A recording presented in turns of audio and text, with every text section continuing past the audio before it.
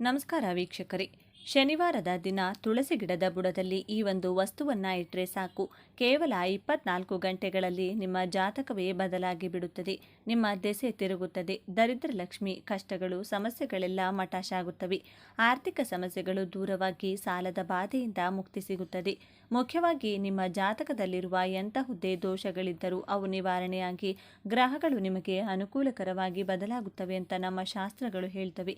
ತುಳಸಿ ಗಿಡದ ಬಗ್ಗೆ ನಮಗೆಲ್ಲರಿಗೂ ಗೊತ್ತೇ ಇದೆ ಅಲ್ವಾ? ಮನೆಯಲ್ಲಿ ತುಳಸಿ ಗಿಡ ಬೆಳೆಸುವವರಿಗೆ ಯಾವಾಗಲೂ ಒಳ್ಳೆಯದೇ ಆಗುತ್ತದೆ. ತುಳಸಿ ಅತಿ ಪವಿತ್ರವಾದ ಸಸ್ಯ. ನಮ್ಮೆಲ್ಲರ ಮನೆಗಳಲ್ಲೂ ತುಳಸಿ ಕಟ್ಟೆ ಇರುತ್ತೆ. ಪುರಾಣಗಳ ಪ್ರಕಾರ ತುಳಸಿ ಗಿಡವನ್ನ ಸಾಕ್ಷಾತ್ ಮಹಾಲಕ್ಷ್ಮಿಯ ಸ್ವರೂಪ ಅಂತಲೇ ಭಾವಿಸಲಾಗುತ್ತದೆ. ಅದಕ್ಕೆ ಶ್ರೀ ಮಹಾವಿಷ್ಣುವಿಗೆ ತುಳಸಿ ದಳಗಳನ್ನು ಅರ್ಪಿಸಿ ಪೂಜೆ ಮಾಡ್ತಾರೆ. ಇನ್ನು ಶನಿವಾರದ ದಿನ ಈ ರೀತಿ ತುಳಸಿ ಪೂಜೆ ಮಾಡುವುದರಿಂದ ಮನೆಯಲ್ಲಿ ಸಂಪತ್ತು ದುಪ್ಪಟ್ಟಾಗುತ್ತದೆ ಅನ್ನೋದು ಕೋಟ್ಯಾಂತರ ಜನರ ನಂಬಿಕೆ. ಆಯುರ್ವೇದ ಶಾಸ್ತ್ರದ ಪ್ರಕಾರ ಕೂಡ ತುಳಸಿ ಗಿಡದಲ್ಲಿ ಅಪಾರವಾದ ಔಷಧೀಯ ಗುಣಗಳಿವೆ. ಇದನ್ನ ಮನೆಯ ಅಂಗಳದಲ್ಲಿ ಇಡೋದ್ರಿಂದ ಮನೆಗೆ ಯಾವುದೇ ನೆಗೆಟಿವ್ ಎನರ್ಜಿ ಅಂದರೆ ನಕಾರಾತ್ಮಕ ಶಕ್ತಿಗಳು ಬರದಂತೆ ತಡೆಯಬಹುದು. ಅಷ್ಟೇ ಅಲ್ಲ, ಇದು ಸಕಾರಾತ್ಮಕ ಶಕ್ತಿಯನ್ನು ಮನೆಗೆ ಆಕರ್ಷಿಸುತ್ತದೆ. ಅದಕ್ಕೆ ತುಳಸಿ ಗಿಡವನ್ನ ಅಷ್ಟೊಂದು ಪವಿತ್ರ ಅಂತ ಕರೆಯೋದು. ಇನ್ನು ವಾಸ್ತುಶಾಸ್ತ್ರದ ಪ್ರಕಾರ ತುಳಸಿ ಗಿಡವನ್ನ ಯಾವಾಗಲೂ ಪೂರ್ವ ದಿಕ್ಕಿನಲ್ಲೇ ಇಡಬೇಕು. ಇದರಿಂದ ಅತ್ಯಂತ ಶುಭ ಫಲಿತಾಂಶಗಳು ಸಿಗುತ್ತವೆ. ಒಂದು ವೇಳೆ ನಿಮ್ಮ ಮನೆಯಲ್ಲಿ ಪೂರ್ವ ದಿಕ್ಕಿನಲ್ಲಿ ಜಾಗ ಇಲ್ಲ ಅಂದರೆ ಮುಖ್ಯ ದ್ವಾರದ ಎದುರಿಗೆ ಇಡುವುದರಿಂದಲೂ ಮನೆ ಪಾಸಿಟಿವ್ ಎನರ್ಜಿ ಬರುತ್ತದೆ. ಇದರ ಜೊತೆಗೆ ಮಹಾಲಕ್ಷ್ಮಿಯ ಅನುಗ್ರಹ ನಿಮ್ಮ ಮೇಲೆ ಸದಾ ಇರುತ್ತದೆ. ಕೆಲವರು ತಮ್ಮ ಮನೆಯ ಟೆರೆಸ್ ಅಂದರೆ ಮೇಲ್ಛಾವಣಿಯ ಮೇಲೆ ತುಳಸಿ ಗಿಡವನ್ನು ಇಡ್ತಾರೆ. ಆದರೆ ವಾಸ್ತು ಪ್ರಕಾರ ಆ ರೀತಿ ಎಂದಿಗೂ ಮಾಡಬಾರ್ದು. ಹೀಗೆ ಮಾಡೋದ್ರಿಂದ ಅಶುಭ ಫಲಿತಾಂಶಗಳು ಬರುತ್ತವೆ ಅಂತ ವಾಸ್ತು ತಜ್ಞರು ಎಚ್ಚರಿಸುತ್ತಾರೆ. ಹಾಗೆ ಮುಳ್ಳಿನ ಗಿಡಗಳ ಪಕ್ಕದಲ್ಲೂ ತುಳಸಿ ಗಿಡವನ್ನು ಇಡಬಾರ್ದು. ಆದರೆ ಬಾಳೆ ಗಿಡದ ಪಕ್ಕದಲ್ಲಿ ತುಳಸಿ ಗಿಡವನ್ನು ಆರಾಮವಾಗಿ ನೆಡಬಹುದು. ಯಾಕೆಂದರೆ ಬಾಳೆ ಗಿಡದಲ್ಲಿ ವಿಷ್ಣುಮೂರ್ತಿ ನೆಲೆಸಿದ್ದಾರೆ ಅನ್ನೋದು ನಂಬಿಕೆ ಇದೆ. ತುಳಸಿ ಗಿಡದಲ್ಲಿ ಲಕ್ಷ್ಮೀದೇವಿ ಇರೋದ್ರಿಂದ ಇವೆರಡನ್ನೂ ಪಕ್ಕದಲ್ಲಿ ಇಟ್ಟು ಪೂಜಿಸಿದರೆ ಲಕ್ಷ್ಮೀನಾರಾಯಣರನ್ನ ಒಟ್ಟಿಗೆ ಪೂಜಿಸಿದ ಮಹಾಪುಣ್ಯ ಸಿಗುತ್ತದೆ. ಅಂದಹಾಗೆ ವೀಕ್ಷಕರೇ, ಶಾಸ್ತ್ರಗಳ ಪ್ರಕಾರ ತುಳಸಿ ಗಿಡಕ್ಕೆ ನೀರು ಹಾಕುವಾಗಲೂ ಕೆಲವು ನಿಯಮಗಳನ್ನು ಪಾಲಿಸಬೇಕು. ವಿಶೇಷವಾಗಿ ಶನಿವಾರದ ದಿನ ತುಳಸಿ ಗಿಡದ ಬುಡಕ್ಕೆ ಸ್ವಲ್ಪ ಹಸಿ ಹಾಲನ್ನು ಬೆರೆಸಿದ ನೀರನ್ನು ಅರ್ಪಿಸುವುದರಿಂದ ಜಾತಕದಲ್ಲಿರುವ ರಾಹು, ಕೇತು ಮತ್ತು ಶನಿದೋಷಗಳು ಸಂಪೂರ್ಣವಾಗಿ ನಿವಾರಣೆಯಾಗ್ತವೆ. ಅಷ್ಟೇ ಅಲ್ಲ, ಶನಿವಾರದ ದಿನ ಸೂರ್ಯಾಸ್ತದ ನಂತರ ತುಳಸಿ ಕಟ್ಟೆಯ ಮುಂದೆ ತುಪ್ಪದ ದೀಪ ಹಚ್ಚಿ ಅದಕ್ಕೆ ಒಂದು ಚಿಟಿಕೆ ಅರಿಶಿನ ಹಾಕೋದ್ರಿಂದ ಮನೆಯಲ್ಲಿ ಧನಯೋಗ ಶುರುವಾಗುತ್ತದೆ. ಇಷ್ಟೊಂದು ಪ್ರಾಮುಖ್ಯತೆ ಇರೋ ಈ ತುಳಸಿ ಗಿಡದ ಬುಡದಲ್ಲಿ ಶನಿವಾರದ ದಿನ ಈ ಒಂದು ಸಣ್ಣ ಪರಿಹಾರ ಮಾಡಿದರೆ ನಿಮ್ಮ ಜಾತಕವೇ ಬದಲಾಗುತ್ತದೆ. ಸಾಲದ ಬಾಧೆ, ಆರ್ಥಿಕ ನಷ್ಟಗಳೆಲ್ಲ ಕರಗಿ ಹೋಗ್ತವೆ ಅಂತ ಸಿದ್ಧಶಾಸ್ತ್ರ ಹೇಳುತ್ತದೆ. ನಿಮ್ಮಲ್ಲಿ ತುಂಬಾ ಜನರಿಗೆ ಜಾತಕ ದೋಷಗಳು ಕಾಡ್ತಿರಬಹುದು. ಅಂತವರು ಶನಿವಾರ ಈ ಪರಿಹಾರ ಮಾಡಿದರೆ ಸಾಕು, ಜಾತಕ ಅದ್ಭುತವಾಗಿ ಬದಲಾಗುತ್ತದೆ. ಹಾಗಾದರೆ ಶನಿವಾರದ ದಿನ ತುಳಸಿ ಗಿಡದ ಬುಡದಲ್ಲಿ ಏನಿಡಬೇಕು ಅನ್ನೋದನ್ನು ಈಗ ಈ ವಿಡಿಯೋದಲ್ಲಿ ತಿಳಿದುಕೊಳ್ಳೋಣ. ಅದಕ್ಕಿಂತ ಮುಂಚೆ ಈ ವಿಡಿಯೋಗೆ ಒಂದು ಲೈಕ್ ಮಾಡಿ, ನಮ್ಮ ಚಾನಲ್ ಸಬ್ಸ್ಕ್ರೈಬ್ ಮಾಡ್ಕೊಳ್ಳಿ. ಹಾಗೆ ಕಮೆಂಟ್ ಬಾಕ್ಸ್ನಲ್ಲಿ ಭಕ್ತಿಯಿಂದ ಓಂ ಶ್ರೀ ತುಳಸಿ ದೇವಿಯೇ ನಮಃ ಅಂತ ಬರೆಯೋದನ್ನು ಮರಿಬೇಡಿ. ಇವೆಲ್ಲದಕ್ಕಿಂತ ಮುಂಚೆ ತನಗೆ ಕಷ್ಟ ಕೊಟ್ಟವರಿಗೂ ಉಪಕಾರ ಮಾಡಿದ ಒಂದು ಕೋಗಿಲೆಯ ಕೋಟಿ ಪುಣ್ಯ ಕಥೆಯನ್ನು ಕೇಳೋಣ ಬನ್ನಿ. ಹೌದು, ಈ ಕಥೆಯನ್ನು ಕೇಳಿದರೆ ಸಾಕು, ಈ ಜನ್ಮದ ಪಾಪಗಳೆಲ್ಲ ಕಳೆದು ಕೋಟಿ ಜನ್ಮದ ಮಹಾಪುಣ್ಯ ಸಿಗುತ್ತದೆ. ವಿಡಿಯೋವನ್ನು ಪೂರ್ತಿಯಾಗಿ ನೋಡಿದ್ರೇ ನಿಮಗೆ ಎಲ್ಲ ಅರ್ಥ ಆಗೋದು. ಅದೊಂದು ದಟ್ಟವಾದ ಕಾಡು. ಅಲ್ಲಿ ಒಂದು ದೊಡ್ಡ ಮರ ಇತ್ತು. ಅದರ ಮೇಲೆ ಗೂಡು ಕಟ್ಟಿಕೊಂಡು ಒಂದು ಕಾಗೆ ವಾಸ ಮಾಡ್ತಾ ಇತ್ತು. ಅದಕ್ಕೆ ಸ್ವಲ್ಪ ದೂರದಲ್ಲೇ ಇದ್ದ ಮತ್ತೊಂದು ಮರದ ಮೇಲೆ ಒಂದು ಕೋಗಿಲೆ ಕೂಡ ಇತ್ತು. ಒಂದು ದಿನ ಭೀಕರವಾದ ಗಾಳಿ, ಮಳೆ ಅಂದರೆ ಬಿರುಗಾಳಿ ಶುರುವಾಯಿತು. ಆ ಬಿರುಗಾಳಿಗೆ ಕೋಗಿಲೆ ಗೂಡು ಸಂಪೂರ್ಣವಾಗಿ ಹಾಳಾಗಿ ಹೋಯಿತು. ಕೋಗಿಲೆ ಮಳೆಯಲ್ಲಿ ಪೂರ್ತಿ ಒದ್ದೆಯಾಗಿ ಬಿಟ್ಟು, ಆದರೆ ಮಳೆ ಮಾತ್ರ ಕಡಿಮೆಯೇ ಆಗ್ತಿರ್ಲಿಲ್ಲ. ಪಾಪ ಕೋಗಿಲಿಗೆ ತಡೆದುಕೊಳ್ಳಲು ಸಾಧ್ಯವಾಗಲಿಲ್ಲ. ಕೊನೆಗೆ ಅದು ಚಳಿಗೆ ನಡುಗುತ್ತಾ ಕಾಗೆಯ ಹತ್ತಿರ ಹೋಗಿ ಹೀಗೆ ಕೇಳುತ್ತದೆ, ಕಾಗೆಯಮ್ಮ ಕಾಗೆಯಮ್ಮ, ಈ ಒಂದು ದಿನ ಮಾತ್ರ ನನ್ನನ್ನು ನಿನ್ನ ಗೂಡಿನಲ್ಲಿ ಇರಲು ಬಿಡಮ್ಮ. ಈ ಬಿರುಗಾಳಿಗೆ ನನ್ನ ಗೂಡು ಬಿದ್ದು ಹೋಗಿದೆ ಅಂತ ಬೇಡಿಕೊಳ್ಳುತ್ತದೆ. ಆದರೆ ಕಾಗೆ ಮಾತ್ರ ತುಂಬ ಸಿಟ್ಟಿನಿಂದ, ನನ್ನ ಗೂಡಿನಲ್ಲಿ ನನ್ನ ಮಕ್ಕಳು ಮಲಗಿದ್ದಾರೆ, ಮೊದಲು ನೀನು ಇಲ್ಲಿಂದ ತೊಲಗು, ಇಲ್ಲಾಂದರೆ ಅವರ ನಿದ್ದೆ ಹಾಳಾಗುತ್ತೆ. ಹೇಗಿದ್ರೂ ನಾನು ನಿನ್ನನ್ನು ನನ್ನ ಗುಡಿಸಿನೊಳಗೆ ಸೇರಿಸಲ್ಲ ಅಂತ ಹೇಳಿಬಿಡುತ್ತದೆ. ಆಗ ಕೋಗಿಲೆ ಚಳಿಯಿಂದ ನಡುಗುತ್ತಾ ಕನಿಷ್ಠ ಈ ಮಳೆ ನಿಲ್ಲುವವರೆಗಾದರೂ ನಿನ್ನ ಗೂಡಿನ ಕಂಠದಲ್ಲಾದರೂ ಜಾಗ ಕೊಡಮ್ಮ ಅಂತ ಕೇಳುತ್ತೆ. ಅದಕ್ಕೆ ಕಾಗೆ, ನಿನಗೆ ಎಷ್ಟು ಸಾರಿ ಅಂತ ಹೇಳಬೇಕು, ಮಕ್ಕಳು ಮಲಗಿದ್ದಾರೆ, ಮೊದಲು ಇಲ್ಲಿಂದ ಹೋಗು ಅಂತ ಅದನ್ನು ಅಲ್ಲಿಂದ ಓಡಿಸಿ ಬಿಡುತ್ತದೆ. ಸ್ವಲ್ಪ ಹೊತ್ತಿನಲ್ಲೇ ಮಳೆ ಗಾಳಿ ಎಲ್ಲ ನಿಂತು ಹೋಯಿತು. ಮೋಡಗಳೆಲ್ಲ ಸರಿದು ಎಂದಿನಂತೆ ಸೂರ್ಯ ಪ್ರಕಾಶಿಸಿದ. ಕೋಗಿಲೆ ಮತ್ತೆ ಹಾಡುತ್ತಾ ಮತ್ತೊಂದು ಮರದ ಮೇಲೆ ಹೊಸ ಗೂಡನ್ನು ಕಟ್ಟಿಕೊಳ್ಳಲು ಶುರು ಮಾಡಿತು. ಈ ಬಾರಿ ಹಳೆ ಅನುಭವ ಇತ್ತಲ್ವಾ, ಅದಕ್ಕೆ ಗೂಡನ್ನು ತುಂಬ ಗಟ್ಟಿಯಾಗಿ ಕಟ್ಟಿಕೊಂಡಿತ್ತು. ಕೆಲವು ದಿನಗಳ ನಂತರ ಮತ್ತೆ ಅದೇ ರೀತಿ ಭೀಕರ ಬಿರುಗಾಳಿ ಮಳೆ ಶುರುವಾಯಿತು.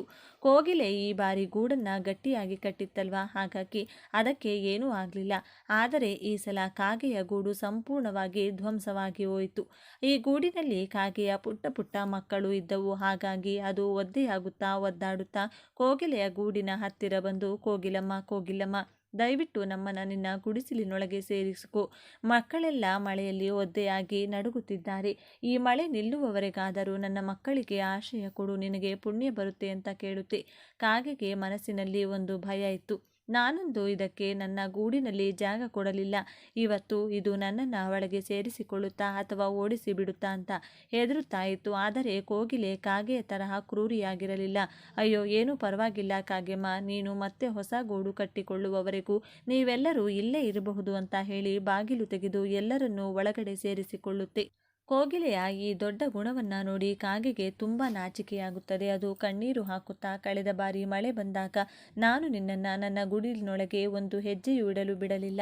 ಆದರೆ ನೀನು ಆ ಹಳೆ ದ್ವೇಷವನ್ನು ಮನಸ್ಸಿನಲ್ಲಿಟ್ಟುಕೊಳ್ಳದೆ ನನ್ನನ್ನು, ನನ್ನ ಮಕ್ಕಳನ್ನು ಕಾಪಾಡಿದೆ. ನಿನ್ನ ಈ ಒಳ್ಳೆಯತನ ನನ್ನ ಕಣ್ಣು ತೆರೆಸಿತು. ಇನ್ಮೇಲೆ ನಾನು ಯಾರೊಂದಿಗೂ ಈ ರೀತಿಯಾಗಿ ಕೆಟ್ಟದಾಗಿ ನಡೆದುಕೊಳ್ಳಲ್ಲ. ನನ್ನನ್ನು ಕ್ಷಮಿಸಿ ಬಿಡಮ್ಮ ಕೋಗಿಲಮ್ಮ ಅಂತ ಆಡುತ್ತದೆ. ಅದಕ್ಕೆ ಕೋಗಿಲೆ ತುಂಬ ಸರಳವಾಗಿ, ಅಯ್ಯೋ ಪರವಾಗಿಲ್ಲ ಬಿಡಮ್ಮ, ನಾವೆಲ್ಲ ಒಂದೇ ಕಾಡಿನ ಪಕ್ಷಿಗಳು, ಒಬ್ಬರಿಗೊಬ್ಬರು ಸಹಾಯ ಮಾಡಿಕೊಳ್ಳದಿದ್ರೆ ಹೇಗೆ, ಇದರಲ್ಲಿ ಕ್ಷಮೆಯ ಮಾತುಗಳೇ ಬೇಡ ಅನ್ನುತ್ತದೆ. ಅಂದಿನಿಂದ ಕಾಗೆ ಮತ್ತು ಕೋಗಿಲೆ ಆ ಕಾಡಿನಲ್ಲಿ ಎಲ್ಲರಿಗೂ ಸಹಾಯ ಮಾಡ್ತಾ ನೆಮ್ಮದಿಯಿಂದ ಬಾಳಿದವು. ಇನ್ನು ವಿಷಯಕ್ಕೆ ಬರೋದಾದ್ರೆ, ಇತ್ತೀಚಿನ ದಿನಗಳಲ್ಲಿ ತುಂಬ ಜನ ಹಣದ ಸಮಸ್ಯೆಯಿಂದ ಬಳಲುತ್ತಿದ್ದಾರೆ.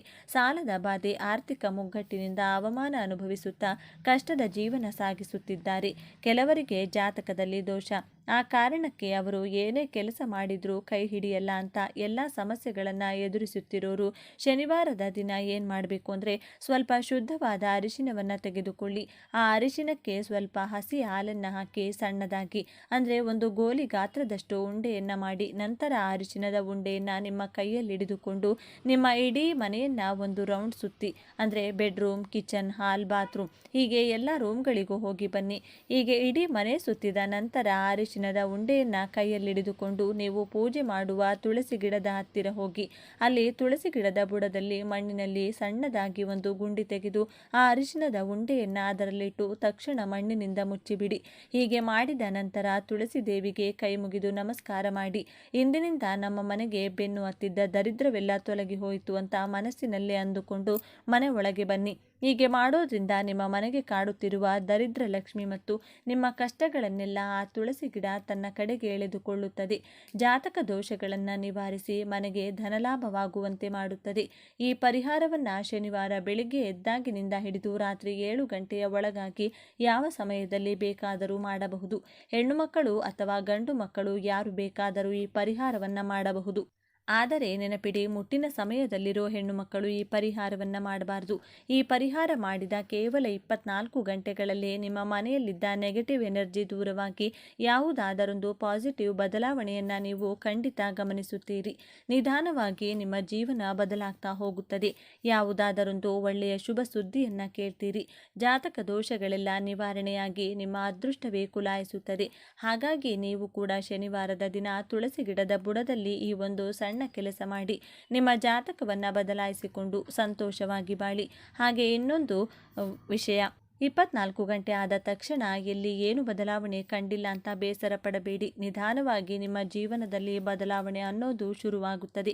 ಹಾಗಾಗಿ ಅತಿ ಶೀಘ್ರದಲ್ಲಿ ಬದಲಾವಣೆಯನ್ನು ನೀವು ಕೂಡ ಕಾಣ್ತೀರಿ. ಈ ವಿಡಿಯೋ ನಿಮಗೆ ಇಷ್ಟವಾಗಿದ್ದರೆ ಲೈಕ್ ಮಾಡಿ, ಶೇರ್ ಮಾಡಿ, ನಮ್ಮ ಚಾನೆಲ್ನ ಸಬ್ಸ್ಕ್ರೈಬ್ ಮಾಡಿಕೊಂಡು ಬೆಲ್ ಐಕಾನನ್ನು ಕ್ಲಿಕ್ ಮಾಡೋದನ್ನ ಮರಿಬೇಡಿ. ವಾಸ್ತುಶಾಸ್ತ್ರದ ಪ್ರಕಾರ ಮನೆಯಲ್ಲಿ ಮನಿ ಪ್ಲಾಂಟ್ ಇಡುವುದರಿಂದ ಹಲವು ಪ್ರಯೋಜನಗಳಿವೆ ಎನ್ನುವುದು ಎಲ್ಲರಿಗೂ ತಿಳಿದಿರುವ ವಿಚಾರ. ಆದರೆ ಮನೆಯ ತಪ್ಪಾದ ಜಾಗದಲ್ಲಿ ಮನಿ ಪ್ಲಾಂಟ್ ಇಟ್ಟರೆ ಯಾವೆಲ್ಲ ಸಮಸ್ಯೆಗಳು ಎದುರಾಗುತ್ತವೆ ಎಂಬುದು ನಿಮಗೆ ತಿಳಿದಿದೆಯಾ? ಬನ್ನಿ ಈ ಸಮಸ್ಯೆಗಳ ಕುರಿತು ತಿಳಿಯೋಣ.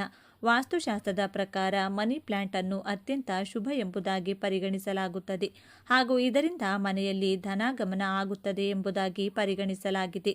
ಯಾವ ರೀತಿಯಲ್ಲಿ ಮನಿ ಪ್ಲಾಂಟ್ ಅನ್ನು ಮನೆಯ ಒಳಗಡೆ ಇಡುವುದರಿಂದ ಲಾಭ ಸಿಗುತ್ತದೆಯೋ ಅದೇ ರೀತಿಯಲ್ಲಿ ಕೆಲವೊಂದು ನಷ್ಟಗಳನ್ನು ಕೂಡ ನೀವು ಎದುರಿಸಬೇಕಾಗಿ ಬರುತ್ತದೆ. ಇವತ್ತಿನ ಈ ವಿಡಿಯೋದ ಮೂಲಕ ಮನಿ ಪ್ಲಾಂಟ್ ಅನ್ನು ಮನೆಯ ಒಳಗೆ ತಪ್ಪಾಗಿ ಇಡುವುದರಿಂದಾಗಿ ಅನುಭವಿಸಬೇಕಾಗಿರುವಂಥ 7 ನಷ್ಟಗಳ ಬಗ್ಗೆ ಸಂಪೂರ್ಣ ಮಾಹಿತಿಯನ್ನು ಪಡೆದುಕೊಳ್ಳೋಣ ಬನ್ನಿ. ಅದಕ್ಕೂ ಮುನ್ನ ನೀವಿನ್ನು ನಮ್ಮ ಚಾನಲ್ಗೆ ಸಬ್ಸ್ಕ್ರೈಬ್ ಆಗಿಲ್ಲ ಅಂದರೆ ಈಗಲೇ ಸಬ್ಸ್ಕ್ರೈಬ್ ಆಗಿ, ಹಾಗೆ ವಿಡಿಯೋಗೆ ಲೈಕ್ ಮಾಡಿ, ವಿಡಿಯೋ ಸ್ಕಿಪ್ ಮಾಡದೆ ಕೊನೆ ತನಕ ನೋಡಿ, ಹಾಗೂ ಭಕ್ತಿಯಿಂದ ಶ್ರೀ ಮಹಾಲಕ್ಷ್ಮಿ ನಮಃ ಅಂತ ಎಲ್ಲರೂ ಕಮೆಂಟ್ ಮಾಡಿ ತಿಳಿಸಿ. ಮನಿ ಪ್ಲಾಂಟ್ ವಾಸ್ತುಶಾಸ್ತ್ರದ ಪ್ರಕಾರ ಅತ್ಯಂತ ಅದೃಷ್ಟ ತರುವಂತಹ ಸಸ್ಯ ಎನ್ನುವುದು ಸಾಬೀತಾಗಿರುವಂತಹ ವಿಚಾರ, ಅದರಲ್ಲಿ ಯಾವುದೇ ಅನುಮಾನವಿಲ್ಲ. ಆದರೆ ಇದನ್ನು ಮನೆಯ ಸ್ನಾನದ ಕೋಣೆಯಲ್ಲಿಟ್ಟರೆ ಅಥವಾ ಅದರಲ್ಲಿ ಒಂದು ವೇಳೆ ಫಂಗಸ್ ಕಾಣಿಸಿಕೊಂಡ್ರೆ ಸಾಂಕ್ರಾಮಿಕ ಕಾಯಿಲೆ ತರುವಂಥ ಕ್ರಿಮಿಗಳು ಕೂಡ ಇದರಿಂದ ಹೆಚ್ಚುತ್ತವೆ. ಇದರಿಂದಾಗಿ ಮನೆಯಲ್ಲಿನ ಕುಟುಂಬದ ಸದಸ್ಯರಲ್ಲಿ ಆರೋಗ್ಯದ ಸಮಸ್ಯೆ ಕಾಣಿಸಿಕೊಂಡು ಕೂಡ ನೋವು ಪಡಬೇಕಾಗುತ್ತದೆ. ಹೀಗಾಗಿ ಇದು ಕೂಡ ಒಂದು ನಷ್ಟದ ಪರಿಣಾಮ ಎಂದು ಹೇಳಬಹುದು. ನೀವು ಮನಿ ಪ್ಲಾಂಟನ್ನು ಮನೆಯ ಒಳಗೆ ಇಡುತ್ತಿದ್ದೀರಿ ಎಂದಾದರೆ ಅವುಗಳನ್ನು ಸರಿಯಾಗಿ ನೋಡಿಕೊಳ್ಳುವುದು ಕೂಡ ನಿಮ್ಮ ಪ್ರಾಮುಖ್ಯ ಕರ್ತವ್ಯ ಆಗಿರುತ್ತದೆ. ಇಲ್ಲವಾದಲ್ಲಿ ಇವುಗಳು ಒಂದಕ್ಕೊಂದು ಗೊಂಚಲು ಬಿದ್ದಂತೆ ಹರಡಿಕೊಂಡಿರುತ್ತದೆ. ಇದರಿಂದಾಗಿ ಮನಿ ಪ್ಲಾಂಟ್ ನೆಲಕ್ಕೆ ಜೋತು ಬೀಳುವಂಥ ಸಾಧ್ಯತೆ ಹೆಚ್ಚಾಗಿರುತ್ತದೆ. ವಾಸ್ತುಶಾಸ್ತ್ರದ ಪ್ರಕಾರ ಈ ರೀತಿಯಲ್ಲಿ ಮನಿ ಪ್ಲಾಂಟ್ ನೆಲಕ್ಕೆ ತಾಗಿಕೊಂಡ್ರೆ ಜೋತು ಬೀಳುವುದು ಅಶುಭ ಎಂದು ಪರಿಗಣಿಸಲಾಗುತ್ತದೆ. ಯಾವತ್ತೂ ಮನಿ ಪ್ಲಾಂಟನ್ನು ಮನೆಯಲ್ಲಿ ಇಡುವ ಸಂದರ್ಭದಲ್ಲಿ ಎತ್ತರದ ಸ್ಥಳದಲ್ಲಿಡಬೇಕು. ಎತ್ತರದ ಸ್ಥಳವನ್ನು ಹೊರತುಪಡಿಸಿ ಬೇರೆ ಯಾವುದೇ ದಿಕ್ಕಿನಲ್ಲಿ ಅಥವಾ ಸ್ಥಳದಲ್ಲಿ ಮನಿ ಪ್ಲಾಂಟನ್ನು ಇಟ್ಟರೆ ಆ ಸಂದರ್ಭದಲ್ಲಿ ಇದು ನಿಮ್ಮ ದೇಹದ ನರಭಾಗದಲ್ಲಿ ಸಾಕಷ್ಟು ಸಮಸ್ಯೆಗಳನ್ನು ತರುತ್ತದೆ. ನರಮಂಡಲದ ವ್ಯವಸ್ಥೆಯಲ್ಲಿ ಮನಿ ಪ್ಲಾಂಟ್ ಮೂಲಕ ಪ್ರಾರಂಭವಾಗಿರುವಂಥ ಕೆಲವೊಂದು ನೆಗೆಟಿವ್ ಪರಿಣಾಮಗಳು ನಿಮಗೆ ಇನ್ನಷ್ಟು ಹೆಚ್ಚಿನ ಆರೋಗ್ಯ ಸಮಸ್ಯೆಗಳನ್ನು ಹೊತ್ತು ತರಬಹುದಾಗಿದೆ. ಇವುಗಳಿಂದ ತಪ್ಪಿಸಿಕೊಳ್ಳಲು ನೀವು ಇದನ್ನು ಪರಿಗಣಿಸಬೇಕಾಗುತ್ತದೆ. ವಾಸ್ತುಶಾಸ್ತ್ರದಲ್ಲಿ ಉಲ್ಲೇಖಿಸಿರುವಂಥ ಮಾಹಿತಿಗಳ ಪ್ರಕಾರ ಮನಿ ಪ್ಲಾಂಟನ್ನು ನೀವು ಸರಿಯಾದ ವಾಸ್ತುಶಾಸ್ತ್ರಕ್ಕೆ ಅನುಗುಣವಾಗಿರುವಂಥ ದಿಕ್ಕಿನಲ್ಲಿಡದೆ ಹೋದಲ್ಲಿ ಹಣದ ವಿಚಾರವಾಗಿ ಸಾಕಷ್ಟು ಸಮಸ್ಯೆಗಳನ್ನು ಎದುರಿಸಬೇಕಾಗಿ ಬರಬಹುದು. ಎಲ್ಲಕ್ಕಿಂತ ಪ್ರಮುಖವಾಗಿ ಮನಿ ಪ್ಲಾಂಟನ್ನು ನಿಮ್ಮ ಮನೆಯ ಒಳಗಡೆ ಉತ್ತರ ಹಾಗೂ ಪೂರ್ವ ದಿಕ್ಕಿನಲ್ಲಿ ಯಾವತ್ತೂ ಕೂಡ ಇಡಬಾರದು. ಇದು ಅಪಶಕುನದ ರೀತಿಯಲ್ಲಿ ಕಾಣಿಸಿಕೊಳ್ಳುತ್ತದೆ. ಈ ದಿಕ್ಕನ್ನು ನಕಾರಾತ್ಮಕ ಶಕ್ತಿಗಳು ಹೆಚ್ಚಾಗಿರುವಂತಹ ದಿಕ್ಕು ಎಂಬುದಾಗಿ ಪರಿಗಣಿಸಲಾಗುತ್ತದೆ. ಹಾಗೂ ಈ ರೀತಿ ಮನಿ ಪ್ಲಾಂಟ್ ಇಡೋದ್ರಿಂದ ಮನೆಯಲ್ಲಿ ನಕಾರಾತ್ಮಕ ಶಕ್ತಿಗಳು ಹೆಚ್ಚಾಗುತ್ತವೆ. ಶುಕ್ರನ ಪ್ರತೀಕ ಎಂಬುದಾಗಿ ಪರಿಗಣಿಸಲಾಗುವಂಥ ಮನಿ ಪ್ಲಾಂಟ್ ಉತ್ತರ ಪೂರ್ವ ದಿಕ್ಕಿನಲ್ಲಿ ಅಂದರೆ ಈಶಾನ್ಯ ದಿಕ್ಕಿನಲ್ಲಿರುವುದರಿಂದ ಇದು ಮನೆಗೆ ನೆಗೆಟಿವ್ ಎನರ್ಜಿಯನ್ನು ತರುತ್ತದೆ ಎಂಬುದಾಗಿ ಹೇಳಲಾಗುತ್ತದೆ. ಈ ಸಮಸ್ಯೆಯಿಂದ ಪಾರಾಗಲು ಮನೆಯಲ್ಲಿ ಈ ದಿಕ್ಕಿನಲ್ಲಿ ಮನಿ ಪ್ಲಾಂಟ್ ಗಿಡವನ್ನು ಇಡೋದನ್ನು ತಪ್ಪಿಸಬೇಕು. ವಾಸ್ತುಶಾಸ್ತ್ರದ ಪ್ರಕಾರ ನಿಮಗೆಲ್ಲರಿಗೂ ತಿಳಿದಿರುವ ಹಾಗೆ ಪ್ರತಿಯೊಂದು ಗ್ರಹಗಳಿಗೂ ಕೂಡ ಅದರದ್ದೇ ಆದಂಥ ಶುಭ ಎಂಬುದಾಗಿ ಪರಿಗಣಿಸಲಾಗುವ ಗಿಡಗಳು ಇರುತ್ತವೆ. ಅದೇ ರೀತಿಯಲ್ಲಿ ಶುಕ್ರ ಗ್ರಹದ ಗಿಡ ಎಂಬುದಾಗಿ ಮನಿ ಪ್ಲಾಂಟನ್ನು ಕರೆಯಲಾಗುತ್ತದೆ. ಜ್ಯೋತಿಷ್ಯ ಶಾಸ್ತ್ರದ ಪ್ರಕಾರ ಶುಕ್ರ ಗ್ರಹಕ್ಕೆ ಶತ್ರು ಗ್ರಹಗಳಾಗಿರುವ ಮಂಗಳ, ಚಂದ್ರ ಹಾಗೂ ಸೂರ್ಯ ಗ್ರಹಗಳ ಇಷ್ಟ ಆಗಿರುವಂಥ ಗಿಡಗಳನ್ನು ಯಾವತ್ತೂ ಕೂಡ ಮನಿ ಪ್ಲಾಂಟ್ ಜೊತೆ ಇಡಬಾರದು ಎಂಬುದಾಗಿ ವಾಸ್ತುಶಾಸ್ತ್ರ ಹೇಳುತ್ತದೆ. ವಾಸ್ತುಶಾಸ್ತ್ರ ಹಾಗೂ ಜ್ಯೋತಿಷ್ಯ ಶಾಸ್ತ್ರ ಎರಡರಲ್ಲಿಯೂ ಕೂಡ ಇದರ ಉಲ್ಲೇಖ ಇರುವ ಕಾರಣದಿಂದಾಗಿ ನೀವು ಮನಿ ಪ್ಲಾಂಟನ್ನು ಮನೆಯ ಒಳಗಡೆ ಇಡುವುದಕ್ಕಿಂತ ಮುಂಚೆ ನಿರ್ಧರಿಸಬೇಕು. ಮನಿ ಪ್ಲಾಂಟನ್ನು ಲಕ್ಷ್ಮಿಯ ಪ್ರತೀಕ ಎಂಬುದಾಗಿ ಕೂಡ ಪರಿಗಣಿಸಲಾಗುತ್ತದೆ. ಯಾಕೆಂದರೆ ಮನಿ ಪ್ಲಾಂಟ್ ಮನೆಯಲ್ಲಿಡೋದ್ರಿಂದ ಸಂಪತ್ತನ್ನು ಮನೆಗೆ ಬರುವಂತೆ ಮಾಡುತ್ತದೆ. ನೀವು ಒಂದು ವೇಳೆ ನಿಮ್ಮ ಮನೆಯಲ್ಲಿರುವಂಥ ಮನಿ ಪ್ಲಾಂಟನ್ನು ಬೇರೆಯವರಿಗೆ ನೀಡ್ತೇವೆ ಎಂಬುದಾಗಿ ನೀಡಿದರೆ ನಿಮ್ಮ ಮನೆಯ ಲಕ್ಷ್ಮಿಯನ್ನು ಬೇರೆಯವರಿಗೆ ನೀಡಿದಂತಾಗುತ್ತದೆ. ಹೀಗಾಗಿ ಯಾವತ್ತೂ ಕೂಡ ಮನೆಯ ಒಳಗಿರುವ ಮನಿ ಪ್ಲಾಂಟ್ ಬೇರೆಯವರಿಗೆ ನೀಡುವಂಥ ಈ ರೀತಿಯ ಕೆಲಸವನ್ನ ಮಾಡೋದಕ್ಕೆ ಹೋಗಬೇಡಿ.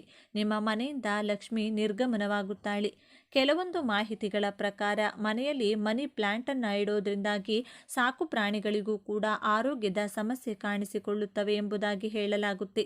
ಈ ಮನಿ ಪ್ಲಾಂಟ್ನಲ್ಲಿ ಇರುವಂಥ ಕ್ಯಾಲ್ಸಿಯಂ ಆಕ್ಸಲೇಟ್ ಕ್ರಿಸ್ಟಲ್ನಿಂದಾಗಿ ಸಾಕು ಪ್ರಾಣಿಗಳ ಆರೋಗ್ಯಕ್ಕೆ ವ್ಯತಿರಿಕ್ತ ಪರಿಣಾಮ ಉಂಟಾಗುವ ಸಾಧ್ಯತೆ ಇರುತ್ತದೆ. ಇದು ಕೇವಲ ಸಾಕು ಪ್ರಾಣಿಗಳ ಮೇಲೆ ಮಾತ್ರವಲ್ಲದೆ ನಿಮ್ಮ ಮನೆಯ ಮಕ್ಕಳ ಆರೋಗ್ಯಕ್ಕೂ ಕೂಡ ನಕಾರಾತ್ಮಕ ಪರಿಣಾಮ ಬೀರುವ ಸಾಧ್ಯತೆ ಇರುತ್ತದೆ. ಮನಿ ಪ್ಲಾಂಟ್ ಗಿಡದಿಂದ ಮನೆ ಸಮಸ್ಯೆಗಳಿಗೆ ಪರಿಹಾರ.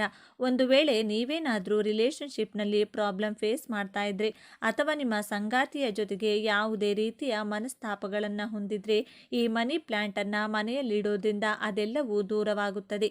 ನಿಮ್ಮ ಮನೆಯಲ್ಲಿ ಮಕ್ಕಳು ಶೈಕ್ಷಣಿಕವಾಗಿ ಸಾಕಷ್ಟು ಹಿಂದೆ ಉಳಿದುಕೊಂಡಿದ್ರೆ ನಿಮ್ಮ ಮನೆಯಲ್ಲಿ ಸರಿಯಾದ ದಿಕ್ಕಿನಲ್ಲಿ ಮನಿ ಪ್ಲಾಂಟ್ ಗಿಡವನ್ನು ಇಡೋದ್ರಿಂದ ನಿಮ್ಮ ಮಕ್ಕಳ ಬುದ್ಧಿಶಕ್ತಿ ಹೆಚ್ಚಾಗೋದ್ರ ಜೊತೆಗೆ ಜ್ಞಾನಾರ್ಜನೆ ಕೂಡ ಹೆಚ್ಚಾಗುತ್ತದೆ.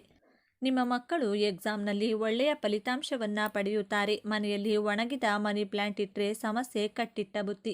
ಮನೆಯಲ್ಲಿ ಮನಿ ಪ್ಲಾಂಟ್ ಇಡೋದು ಎಷ್ಟು ಮುಖ್ಯವೋ ನಾವು ಆಗಲೇ ಹೇಳಿದಂತೆ ಅದನ್ನು ಚೆನ್ನಾಗಿ ನೋಡಿಕೊಳ್ಳೋದು ಕೂಡ ಅಷ್ಟೇ ಇಂಪಾರ್ಟೆಂಟ್. ನೀವು ಮನೆಯಲ್ಲಿಟ್ಟಿರುವ ಮನಿ ಪ್ಲಾಂಟ್ ಗಿಡದ ಎಲೆಗಳು ಇಟ್ಟಿರೋ ಜಾಗದಲ್ಲೇ ಒಣಗಿ ಹೋಗ್ತಿದ್ರೆ ನೆಗೆಟಿವ್ ಎನರ್ಜಿ ಜಾಸ್ತಿ ಆಗ್ತಿದೆ ಅಂತ ಅರ್ಥ. ಒಂದು ವೇಳೆ ಮನಿ ಪ್ಲಾಂಟ್ ಎಲೆಗಳು ಒಣಗುತ್ತಾ ಇದ್ರೆ ಕೂಡಲೇ ಗಿಡವನ್ನು ಬೇರೆ ಜಾಗದಲ್ಲಿಡಿ. ಯಾಕಂದರೆ ಮನಿ ಪ್ಲಾಂಟ್ ಗಿಡವನ್ನು ಬೆಳೆಸೋದು ತುಂಬ ಈಸಿ, ಹೆಚ್ಚಿನ ನೀರಿನ ಅಗತ್ಯ ಕೂಡ ಇಲ್ಲ. ಆದರೆ ಇಂತಹ ಗಿಡದ ಎಲೆಗಳು ಒಣಗ್ತಾ ಇವೆ ಅಂದರೆ ನಕಾರಾತ್ಮಕ ಶಕ್ತಿ ಹೆಚ್ಚಾಗಿದೆ ಎಂದರ್ಥ. ಮನೆಯ ಸರಿಯಾದ ದಿಕ್ಕಿನಲ್ಲಿ ಮನಿ ಪ್ಲಾಂಟ್ ಗಿಡವನ್ನು ಇಡುವ ಮೂಲಕ ನೀವು ಖಂಡಿತವಾಗಿಯೂ ಜೀವನದಲ್ಲಿ ಹಾಗೂ ಮನೆಯಲ್ಲಿ ಉತ್ತಮವಾದ ಫಲಿತಾಂಶ ಪಡೆದುಕೊಳ್ಳಬಹುದು. ಸಂಪತ್ತಿನ ಅಧಿದೇವತೆ ಲಕ್ಷ್ಮೀ ದೇವಿಯ ಕೃಪಾ ಕಟಾಕ್ಷದಿಂದ ಆರ್ಥಿಕ ಹಾಗೂ ಮಾನಸಿಕ ಸೇರಿದಂತೆ ಪ್ರತಿಯೊಂದು ಸಮಸ್ಯೆಗಳನ್ನು ನಿಮ್ಮ ಜೀವನದಿಂದ ದೂರ ಇಡಬಹುದು. ನೀವು ಬಹುತೇಕರ ಮನೆಗಳಲ್ಲಿ ಮನಿ ಪ್ಲಾಂಟ್ ಗಿಡವನ್ನು ನೋಡಿರುವಿರಿ. ಈ ಗಿಡವು ಮನೆಯ ಸೌಂದರ್ಯವನ್ನು ಹೆಚ್ಚಿಸುವುದಲ್ಲದೆ ಅದೃಷ್ಟವನ್ನು ತರುವ ಸಸ್ಯ ಎನ್ನಲಾಗುತ್ತದೆ. ಕೆಲವರ ಮನೆಯಲ್ಲಂತೂ ಮನಿ ಪ್ಲಾಂಟ್ ತುಂಬ ಸೊಂಪಾಗಿಯೇ ಬೆಳೆದಿರುತ್ತದೆ. ಆದರೆ ಇನ್ನೂ ಕೆಲವರು ಎಷ್ಟೇ ಚೆನ್ನಾಗಿ ಸಾಕಿದ್ರೂ ಅದು ಉದ್ದ ಬೆಳೆಯುವುದೇ ಇಲ್ಲ, ಎಲೆಗಳ ಚಿಕ್ಕದಾಗಿರುತ್ತವೆ. ನೀವು ಸಹ ಈ ಸಮಸ್ಯೆಗಳನ್ನು ಅನುಭವಿಸುತ್ತಿದ್ರೆ ನಿಮ್ಮ ಮನೆಯಲ್ಲಿನ ಮನಿ ಪ್ಲಾಂಟ್ ಗಿಡ ಸೊಂಪಾಗಿ ಬೆಳೆಯುವಂತೆ ಮಾಡಲು ಇಲ್ಲಿದೆ ಟಿಪ್ಸ್. ಚಹಾ ಎಲೆ ಏಕೆ ಪ್ರಯೋಜನಕಾರಿ? ವಾಸ್ತವವಾಗಿ ಚಹಾ ಎಲೆಗಳಲ್ಲಿ ಸಾರಜನಕ ಹೇರಳವಾಗಿದ್ದು ಇದು ಸಸ್ಯಗಳ ಎಲೆಗಳನ್ನು ಹಸಿರು ಮತ್ತು ದೊಡ್ಡದಾಗಿ ಬೆಳೆಯಲು ಸಹಾಯ ಮಾಡುತ್ತದೆ. ಸಾರಜನಕವು ಎಲೆಗಳ ಬೆಳವಣಿಗೆಗೆ ಪ್ರಮುಖ ಪೋಷಕಾಂಶವಾಗಿದೆ. ಚಹಾ ಎಲೆಗಳು ಸ್ವಲ್ಪ ಆಮ್ಲೀಯವಾಗಿದ್ದು ಇದು ಮನಿ ಪ್ಲಾಂಟ್ ಬೆಳವಣಿಗೆಗೆ ಉತ್ತಮ ಗೊಬ್ಬರದಂತೆ ಕೆಲಸ ಮಾಡುತ್ತದೆ. ತಜ್ಞರು ಚಹಾ ಎಲೆಗಳನ್ನು ಈ ರೀತಿ ಹಾಕುತ್ತಾರೆ. ತೋಟಗಾರಿಕೆ ತಜ್ಞರ ಪ್ರಕಾರ ಗೊಬ್ಬರವನ್ನು ಸೇರಿಸುವ ಮೊದಲು ನೀವು ಮಣ್ಣನ್ನು ಚೆನ್ನಾಗಿ ಅಗೆಯಿರಿ. ಮನಿ ಪ್ಲಾಂಟ್ನಲ್ಲಿನ ಹಳದಿ ಎಲೆಗಳನ್ನು ತೆಗೆದು ಪಕ್ಕಕ್ಕಿಡಬೇಕು. ನಿಮ್ಮ ಮಡಕೆ 10 ಇಂಚಿದ್ದರೆ ನಂತರ 1 ಚಮಚ ತಾಜಾ ಚಹಾ ಎಲೆಗಳನ್ನು ಸೇರಿಸಿ ಮಿಶ್ರಣ ಮಾಡಿ. ನೀವು ಈ ಪ್ರಕ್ರಿಯೆಯನ್ನು 15 ದಿನಗಳಲ್ಲಿ ಪುನರಾವರ್ತಿಸಬಹುದು. ಇದರಿಂದ ಸಸ್ಯವು ಅದನ್ನು ನೆಡುವ ಮೂಲಕ ಪೋಷಕಾಂಶಗಳನ್ನು ಪಡೆಯುತ್ತಲೇ ಇರುತ್ತದೆ. ಬಳಸಿದ ಚಹಾ ಎಲೆಗಳನ್ನು ಈ ರೀತಿ ಹಾಕಿ.